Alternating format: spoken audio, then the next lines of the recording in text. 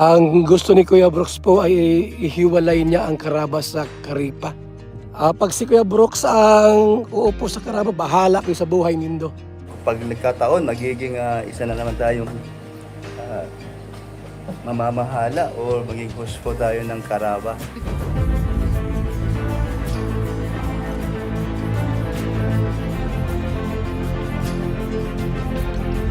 Ayun, shoutout guys, muli po, welcome to my YouTube channel. Ito po si Kuya July, ang inyong katugang, ang inyong kalingap na muling babati po sa inyo ng magandang araw, magandang gabi, sang sulok man po tayo ng mundo naroon. At sa araw na ito, meron tayong panibagong vlog. Pag-uusapan po natin yung patungkol po sa pag-alis po ni Teacher N dito nga po sa Karaba. Dahil alam niyo po ba, mukhang may pressure ho sa kanya. Dahil ang sabi ni Kuya Bal Santos Matubang, kapag hindi ho sa bumalik, meron ho siyang mga ilalagay. Sino-sino ho ba sila? Pag-usapan po natin yan maya-maya ng konti. Pero bago po yun, konting paalala muna si Kuya July, baka sakaling meron pa po ditong hindi nakasubscribe sa ating YouTube channel. Huwag natin kalimutan, July Paunil. Tapos pakipindot lang po yung notification bell button para lagi po tayong updated sa aking mga video upload. Tapos meron po tayong Facebook page, July Paunil 2.0. Pwede ho nating i-follow, pwede rin pong i-like. So maraming salamat po.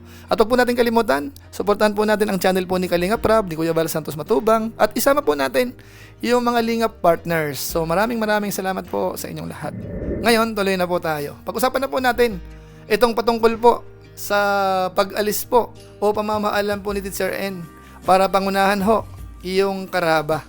Na alam naman po natin mula umpisa, siya po talaga ang iniligay dyan ni Kuya Bal Santos Matubang.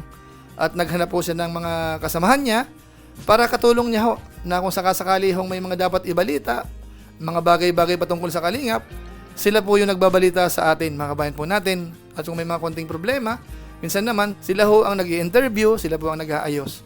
Kaso nga lang ho, itong mga nakaraang araw, nalaman ho natin, parang may tampo ho si Teacher N sa ilan po sa mga kasamahan po nating reactors. Parang nasaktan po siya at siya po ay nagpaalam na bababa po muna bilang nangunguna po sa Karaba. At napansin po natin na yung ilan po sa mga nababanggit na pangalan ni Kuya Bal Santos Matubang, kamukha po ni Kuya Brooks, ay willing ho siya na hawakan ho yung Karaba. Mga kabayan po natin. Di ba nung nakaraan na ipanood ko po sa inyo, na iparinig ko po, nandun po yung confirmation po ni Kuya Brooks na willing po siya. Pag nagkataon, magiging isa na naman tayong mamamahala o maging host po tayo ng Karaba. Pag hindi po babalik itong si Teacher N. At pag nangyari po yan, at tayo po ang maging ay ihiwalay ko po yan sa Karipa, itong Karipa. Magiging po tayo, independent dun sa programang Karaba at sa Karipa. So, yun ang title natin na Wirador. Sa'yo ang Karipa, sa akin ang Karaba. Oo nga pala, shoutout sa mga nagmamahal sa Kalingap, lalo na kay Kuya Bal, At talaga nang masarap manood sa Kalingap, excite parati, Hindi nawawala ng issue, hindi nawawala kung ano na pa mga pinag-usapan. So, hindi boring. Kaso nga lang po, paglipas po ng mga araw, parang pakiramdam ho natin, parang joke lang naman yon. Kaso nga lang ho, kahapon na naman, may binanggit uli si Kuya Bal Santos Matubang. Ito, panoorin po natin. Anong update po kay Teacher N? Ayaw nang bumalik sa Karaba. Inakuha ni Kuya Brooks yung posisyon. Ang gusto ni Kuya Brooks po ay ihiwalay niya ang Karaba sa Karipa. Independent ang Karaba po, inang gusto ni Kuya Brooks. At ang kanyang plano po, i-under sa kanya ang lahat ng reactor. Tapos pagka may nagawang mali, paakyatin niya po sa kanyang Bali ang host sa Karaba kung sakaling matutuloy, Kuya Brooks, Dr. Love, Red Nobino, Lorne TV at Ria Olarte. Bali lima silang uupo sa Karaba kung hindi babalikan ni Teacher N. Hindi ko alam kung anong usap ni Birador. Kung anong usap po nila about Karaba po kasi wala pa mga response. wala pang live, wala pang sinabi si Teacher N kung babalik. Kung sakali pong iiwan po ng lubusan, ng tuluyan po ni Teacher N yung Karaba, baka sikwatin po ni Kuya Brooks ang Karaba.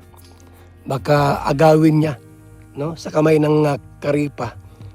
At balak atang gawing individual, independent body ang Karaba. At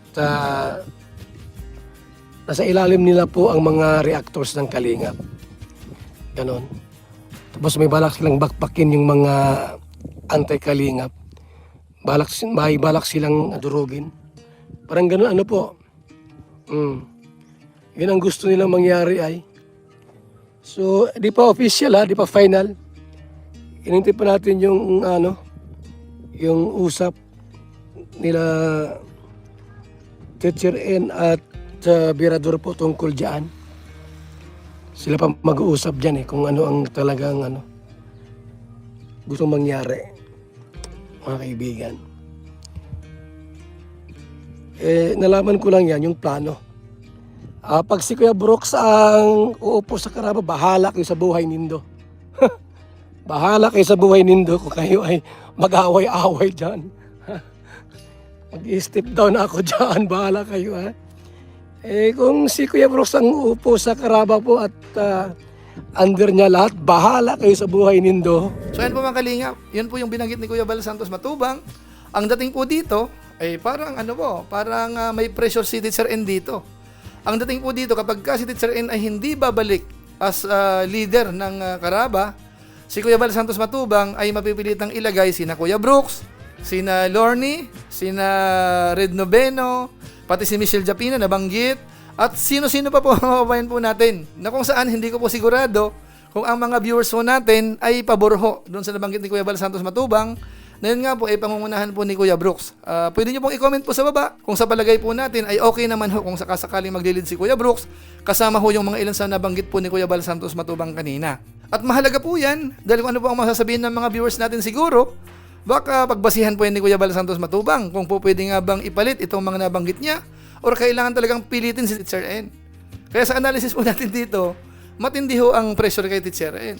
Kung siya ho ay may malasakit o kaya talagang kalingap pa po talaga ang puso niya, talagang babalansin niya po ito.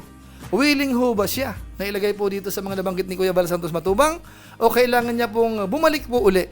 Kasi yung mga viewers naman natin nung nagpa-survey tayo, gusto pa po nila na mag-stay po si Teacher N. At marami po nagsasabi, kahit po sina Kuya Brooks, sabi naman nila, mas maganda nga kung babalik naman po si Teacher N. Kaso nga lang ho, kapag hindi bumalik, no option tayo. So yung mga nabanggit po na yon, abangan ho natin kung sila nga ho ba ang magkakasama para sa Karaba. Basta po sa analysis po natin, alam ko ho, matindi ang pressure kay Teacher N sa ngayon. So yun lang po muna siguro ang ating reaction video po ngayon, patungkol po sa bagay na yan. Sino nga ba ang marapat humawak sa Karaba? Dapat bang bumalik si Teacher N? O kailangan na po maglagay po ng iba? So yun lang po muna siguro. Kita-kita ulit tayo sa mga next vlog pa po natin o kaya sa mga live streaming natin. Pero ngayon po, magpapaalam muna pansamantala po si Kuya July. Kita-kita ulit po tayo. At kung inyo po itong nagustuhan, pwede po nating i-share. At maraming salamat po sa mga nagla-like at saka po nag-share ng ating mga videos. Maraming salamat po. So muli, ito po si Kuya July, ang inyong katugang, ang inyong kalingap na pansamantalang nagpapaalam po muna. Kita-kita ulit tayo sa mga susunod ko pang vlog. Maraming salamat sa inyong walang sawang pagsuporta po sa ating YouTube channel. Pagpalain naman kayo ng Diyos, mabay tayong lahat. God bless! Bye-bye!